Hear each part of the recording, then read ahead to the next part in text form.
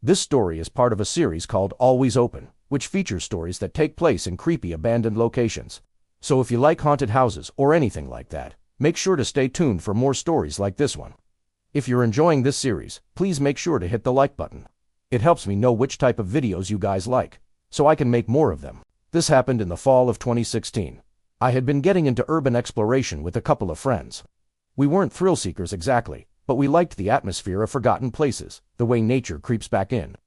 One day, we were driving around looking for a new place to explore, when we saw a sign pointing down a long gravel road. It read Riverbend Road, private drive, residents only. Now, we don't know what it means when a road is marked private, but residents only made us curious. So we decided to check it out.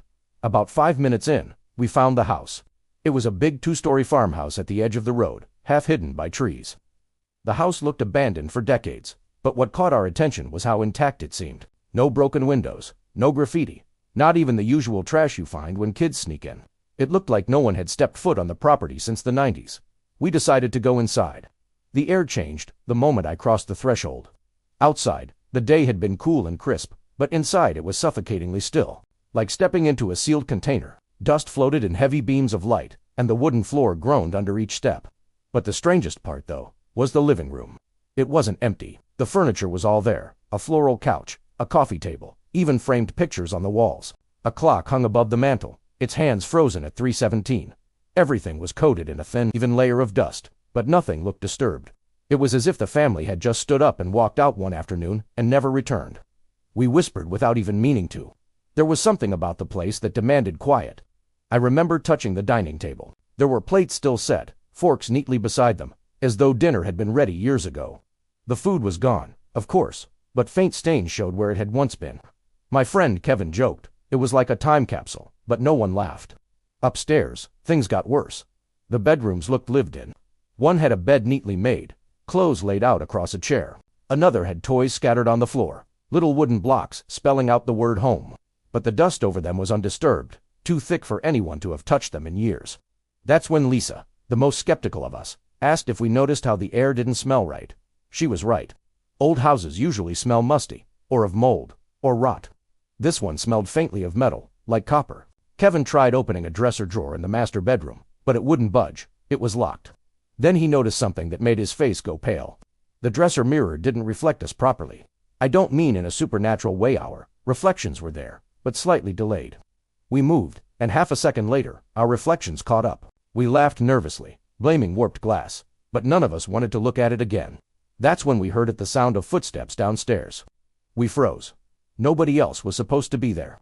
The boards creaked, slow and deliberate, like someone was walking from the front door into the living room. Kevin whispered that it was probably just the house settling, but houses don't settle in perfect footsteps. Lisa grabbed my arm. "The clock," she whispered. I looked at the one on the dresser. Its hands were frozen. 3:17, same as downstairs. We held our breath, listening. The steps reached the bottom of the staircase. Then silence. Kevin, trying to act tough, muttered that he was going to check it out. He started down the stairs, each step groaning under his weight. Lisa and I stayed behind, not wanting to follow, but not wanting to be alone either. I remember watching him descend until he disappeared from view. Then we heard Kevin's voice. It was coming from upstairs, low and urgent, calling our names. But it didn't sound right. It was his voice, but stretched, like it was echoing from inside a tunnel. Lisa shook her head violently, whispering, "That's not him. That's not him." We didn't go back up. We couldn't. Somehow the front door finally gave way, and we stumbled outside, gasping like we'd been underwater. The air was freezing compared to inside, but it felt clean, alive. When we turned back, the windows of the house were dark, almost black, as if the rooms inside had swallowed the light. We never found Kevin. The police searched, of course. They said the house was structurally unsafe, that he must have fallen through a floorboard somewhere deeper inside. But they never recovered a body. Sometimes late at night, I'll dream of that house. I'll see the clock frozen at 3:17, and in the silence, I'll hear his voice calling my name again.